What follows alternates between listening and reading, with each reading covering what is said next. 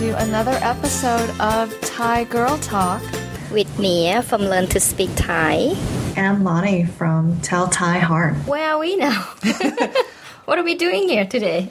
Well, we are in a studio with Hugh Yes. Leong. And for those of you who are in the Thailand blogging community, you will Yes. already know who he is. Right, yeah, and today is my first day meeting him in person. I've been following his blogs and on his website for a long, long time. So for those of you who don't know Hugh, he has his own website called Retire to Thailand with the number 2.com. And then he also writes for Women Learn Thai.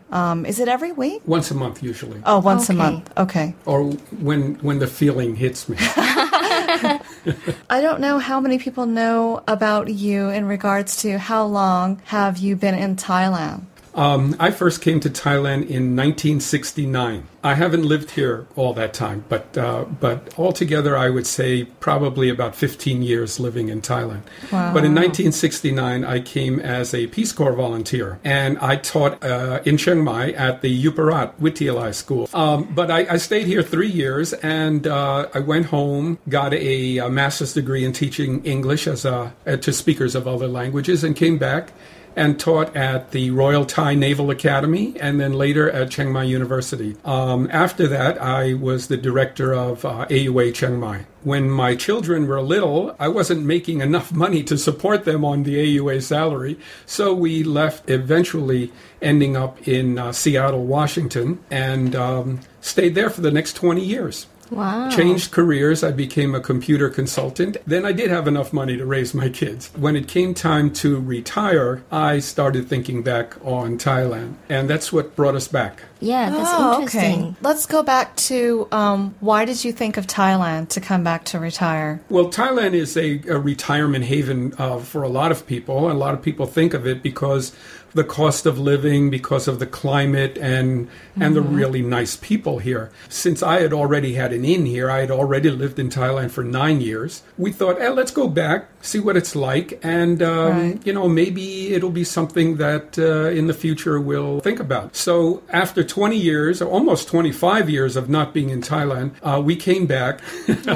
So after being back the next year, and then we came back and lived in Thailand for what I call a staggered retirement or a trial retirement. We weren't sure we wanted to live here. Right. And this is something I recommend. If anybody's thinking of living anywhere without having lived there before, is to try it out first. Right. So we came back for 10 days the first time, and then for a month the second time. And then the next year after that, we came back for 2 months and ended up, we did that for about 6 years, and we ended up spending about 4 months every year living in Chiang Mai. Well, it seems like a lot of good reasons to live in Thailand.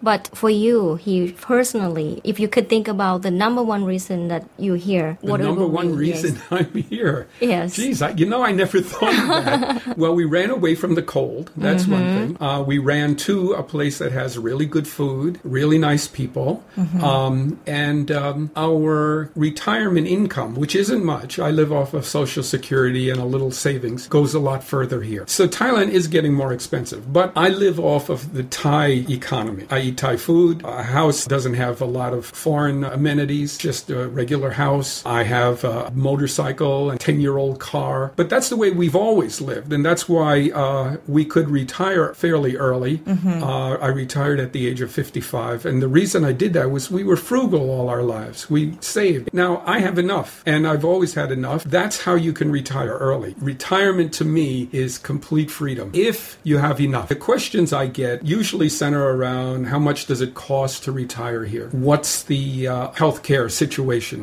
in Thailand? Of course. These are probably the two most important questions I have. Now, I've written a lot on cost of living in Thailand. If you live like a Thai and the Thai economy, you'll probably be fine. If you need foreign imported goods, imported foods, a new car every couple of years, a 650 Kawasaki motorcycle, then you might have a little more trouble affording living here. So it all depends on you. Everybody is different. They have their own needs. They have their own lifestyles. Living here, as I do, very simply, you should have no problem. I can't say exactly how much it would cost you to live here, but again, it all depends on you. For me, I spend around 60,000 baht a month for me and my wife, two of us. So that's about $2,000, which is just about what my Social Security brings in. So I'm living on what I'm making and not worrying about anything else. Now, who knows? The prices may go up again. I'm not sure. But that's the first thing. The other question about medical or healthcare, it turns out that we just happen to be some of the luckiest people in the world because Thailand has decided to become a medical tourism center. That means that in various towns around the country, there's one or two or more hospitals that are set up for foreigners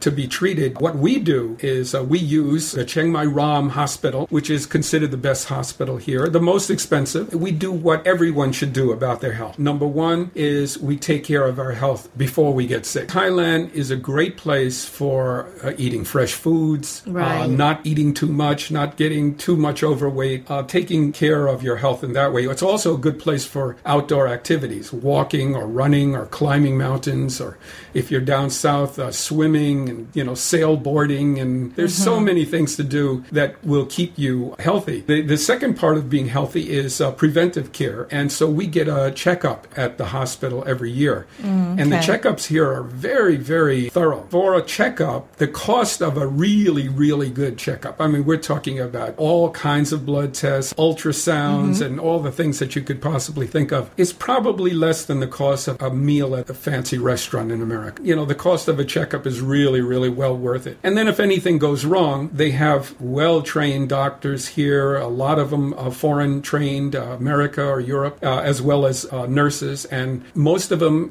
can communicate fairly well in English. I mean, English is the common language in the medical field. Yeah. And that includes dentists as well. Oh, yeah, dentists are really cool. For instance, I go to get a checkup once a year, which costs about $10, and a cleaning and everything. So cleaning, checkup, and all that is maybe it costs $20. Now, the question that I usually get is about insurance, health insurance. But I don't have a health insurance here. What I have is a bank account with a certain amount of money I've just put in there, and I've forgotten about it.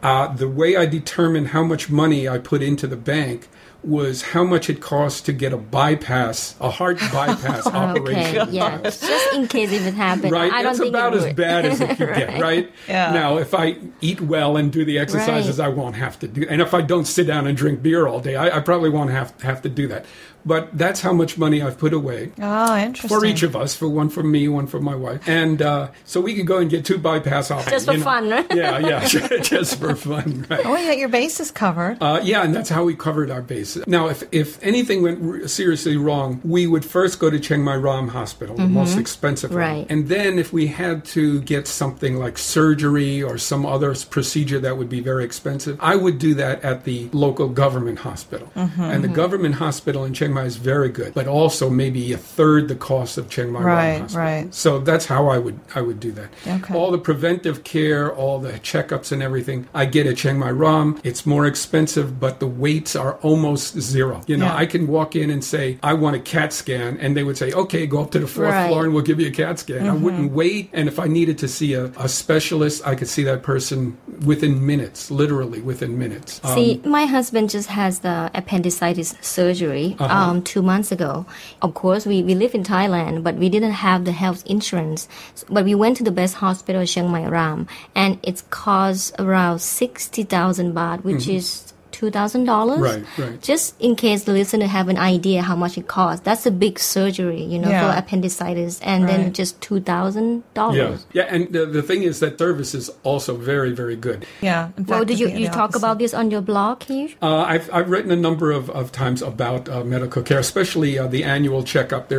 My blog has if you do a search on annual checkup, you'll find that. Right. Okay, that's good. Well, speaking of misconceptions, what do you feel like are the most common ones about retiring in Thailand? There are two. I thought about this question. There are two misconceptions. One is that Thailand is a third world country. It's backward. And the second misconception is Thailand is a paradise.